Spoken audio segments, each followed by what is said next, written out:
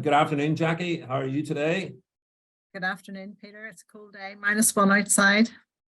Jackie, it's nearly Christmas. I am super excited. And it is even more excited because it's great to see you here on this cold, sunny pre-Christmas afternoon. So welcome to the Business Spotlight, Jackie. Great to have you here.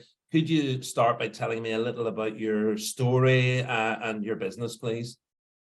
Well, my business is called Part 3 Consulting, and that's because it's part 3 of my life. I've been in the IT industry for 35, 36 years. And the first part was whenever I was a young graduate and had nothing to worry about except having fun. The second was when I had my 2 children. And part 3, which is this stage, is they've left the nest and I'm still in the IT industry and still working away. So how did you get into IT? Tell me, let's go back to the beginning. Almost by accident, because in '87, when I graduated, believe it or not, computers were not that prominent. We didn't have any computers when I was at school. There was no such thing as an IT degree or a computer science sort of subject in school. I went to Queen's to do maths, loved maths, probably thought I was going to be an accountant, and discovered that I had to pick a couple of modules which were outside of maths, and computer science was offered. So I thought, well, I'll give it a go, and realized it was great fun. And actually it was easier than maths. So came out of Queen's in '87 with a joint honours, maths and computer science. And like every graduate, probably didn't really know what I wanted to do, and went through the milk round, went for jobs that I didn't really understand, and did get a few offers. I was offered a job by DuPont, a big chemical engineering company, and I was also offered a job by a little startup called Kainos. And I had no idea how to choose between them. So I asked my professor at Queen's what would he do, and his words were, it's dead easy, Jackie. You go to Kainos, because then you'll be a software engineer as opposed to a data processor. So I was the first graduate intake at Kainos. 6 of us started on the same day in August '87, and really never looked back, and stayed in Kainos for 31.5 years. Wow, that's brilliant. It's how fantastic is it to hear about Kainos being talked about as a startup. That's awesome. Absolutely awesome. And tell me, Jackie, are there any business leaders that inspire you or that have influenced you at all? Well, I worked under Frank Graham. Frank Graham hired me in Kainos, and Frank Graham was there pretty much up until 2015-ish. Firstly as the CEO, obviously, and then he was on the board for some time before the present CEO took over. And I can honestly say, he was ahead of his time. And even today, I look at Kainos, it's a fabulous company, hugely successful. But if you look at the people who are working there, some of them have been there as long as I was there, 27, 28 years, perfectly normal time. And there's a foundation there that Frank Graham put in place. And I sometimes think we forget that it's the foundation that was put in place in that company that has brought it to where it is today. There was this absolute value system there about customer care, about doing the best job possible, about being respectful of your colleagues. And all of those things are kind of normal now, but in '87, I think that was pretty radical.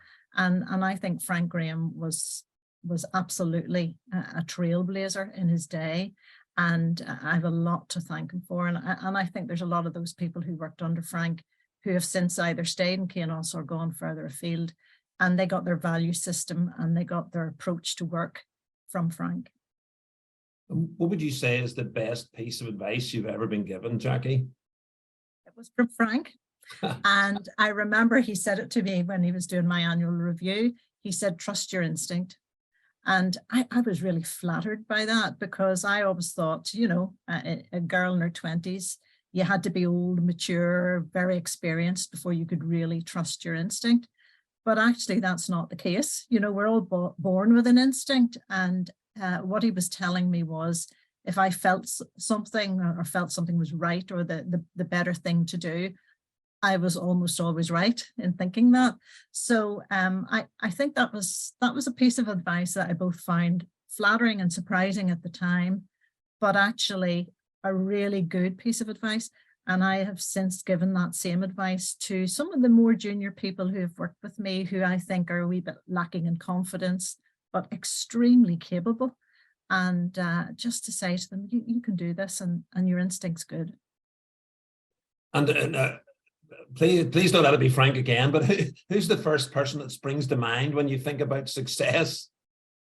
Well, I'm going to have to say Sheryl Sandberg, and I know there's been a bit of controversy about her in recent times, but I remember when I read her book, Lean In, and I'm not this great feminist, and I'm not into this, females are downtrodden and we all have to work harder and work together to beat off the horrible males. I'm not really into that philosophy.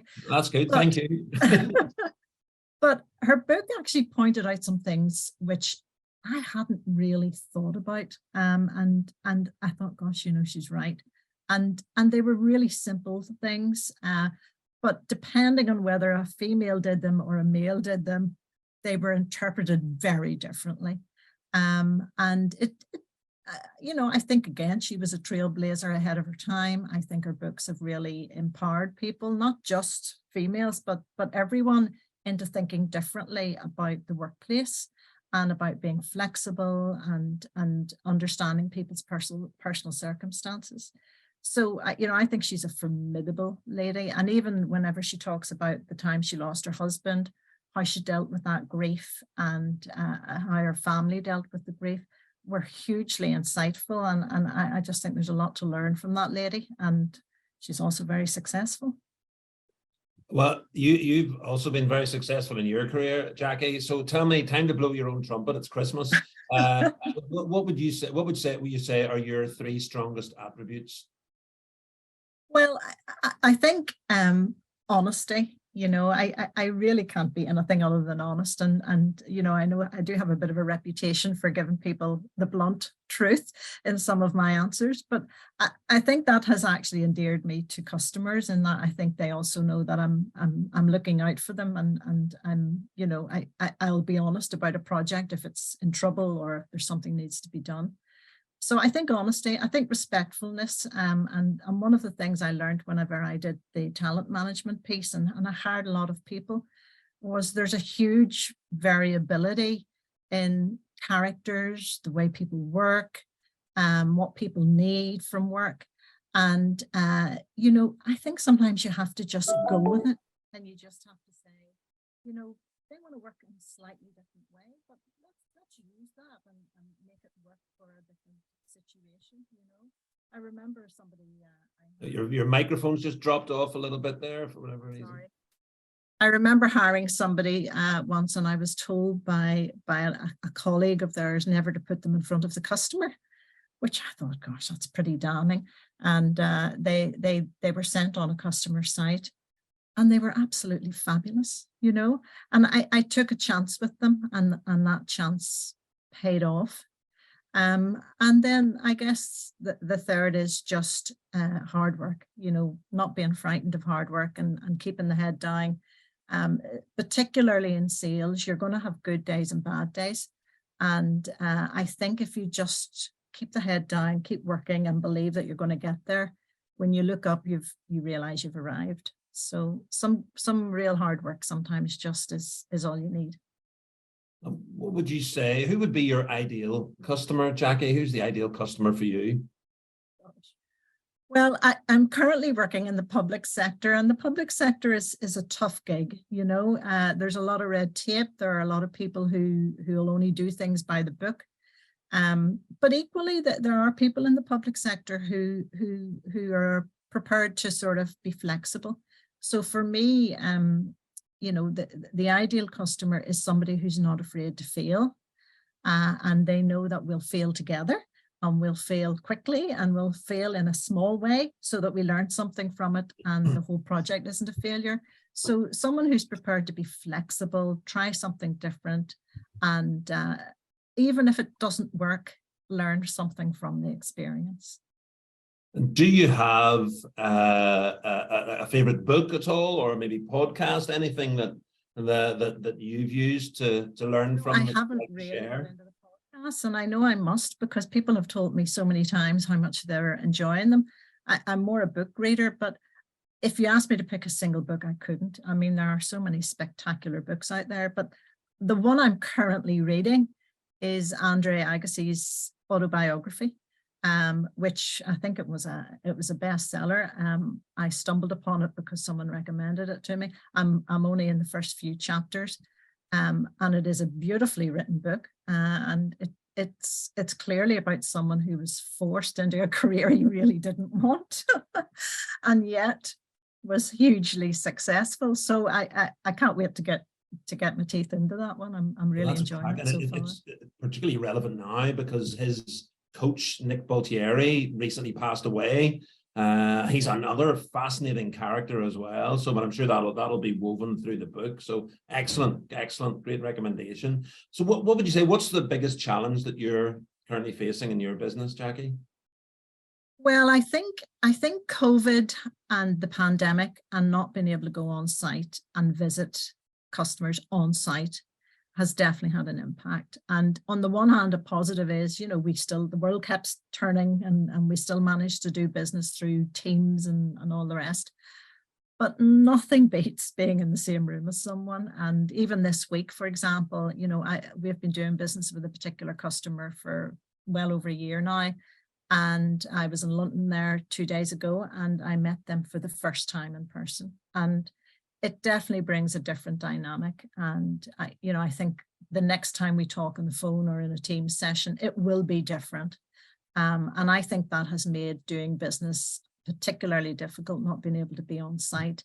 And I also think it has slowed decision making down. I think, there's definitely a longer lead time, let's say, between the first engagement and the first contract. So that's definitely had an impact. What about, we're almost at Christmas, so does the pre-Christmas rush have any effect on you and your business at all?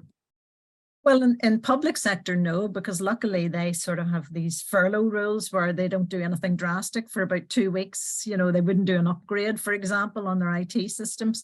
So that helps. There is the odd bid that comes in, and they've clearly worked on it, sent it out a week before Christmas and said they want the response by the 1st of January. Those hurt, because it's like, well, I want a Christmas off too. So that's always something to keep in mind. But generally speaking, Christmas isn't too bad if, as I am currently working in the public sector, the clients are slowing down then too. And if somebody listens to this, Jackie, and wants to reach out and maybe find out a little bit more, what would be the best way to get in touch with you? Definitely LinkedIn. I mean, I'm pretty much on LinkedIn, well, every day, and I would be, looking at updates on it several times a day. I think LinkedIn is a powerful tool. Have a lot of very good connections through it, and you know what's going on in the industry. When you look at LinkedIn, you can see what's going on and who's doing what. So I find it a very, very useful tool. Jackie, I love a bit of LinkedIn too, so we're a kindred spirit on that front, kindred spirit. Well, listen, Jackie Devine from Part 3 Consulting, thank you very much for your time this afternoon. It's been really interesting to hear about you and your journey in IT to where you are today. So listen, have a very Merry Christmas, and I wish you all the best for 2023. Thank you very much. Thank you.